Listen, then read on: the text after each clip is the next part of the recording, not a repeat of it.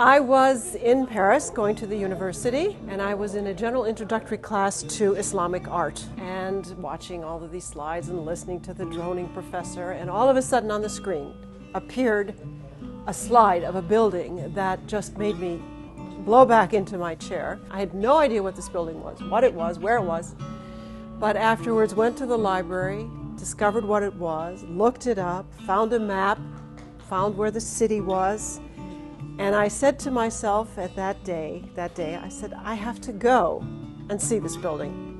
I can't believe that such a building exists. It's called the Gök, it means sky. Okay. Gök Medrese, and it's in a town called Sivas in Turkey, which is in the kind of eastern part of Turkey, and dates from the late 13th century. And that was the start of this whole adventure.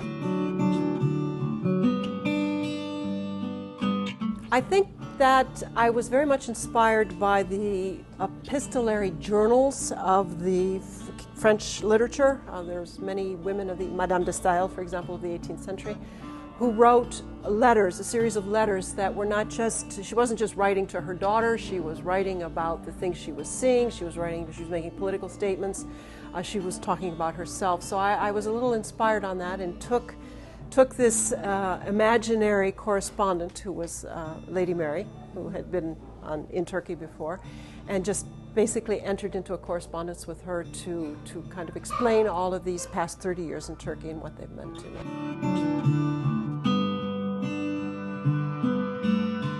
The title implies a dialogue, that I'm talking with somebody. Somebody's asked me if I want another cup of tea, and of course I do. And my relationship with Turkey has been an ongoing one like that, just this call and response with Turkey for so many years. But anyone who's ever been to Turkey knows that you probably have about 40 glasses of tea in one day. It's just, you know, we think we drink a lot of coffee in America, but it's nothing. They're small glasses, so, you know, let's not.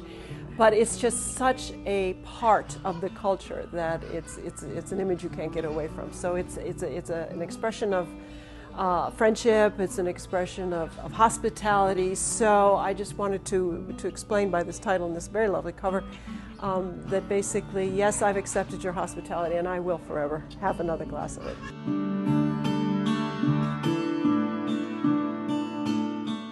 I think some of the themes are cross-cultural relationships. Number one, Turkey has allowed me to stand back from my own society, and which I do in my professional life as well, but also to get a larger worldview about another culture which is totally different from our Western culture. I mean, it's a culture that is based in Islam. It's a culture that's based in a different set of educational background and things like that, history. That's a big theme. A big theme is saying thank you for all of those glasses of tea that I've received over the years. It was my way of, you know, so many anonymous gestures of kindness are given to you in Turkey, and you never get to say thank you. It's like in my work as a librarian, people come in, do research, and they go out and they write the book, and I never get to know. So it was kind of my way of writing in a forward, thank you very much for all of these wonderful things, all these wonderful moments that you've given me.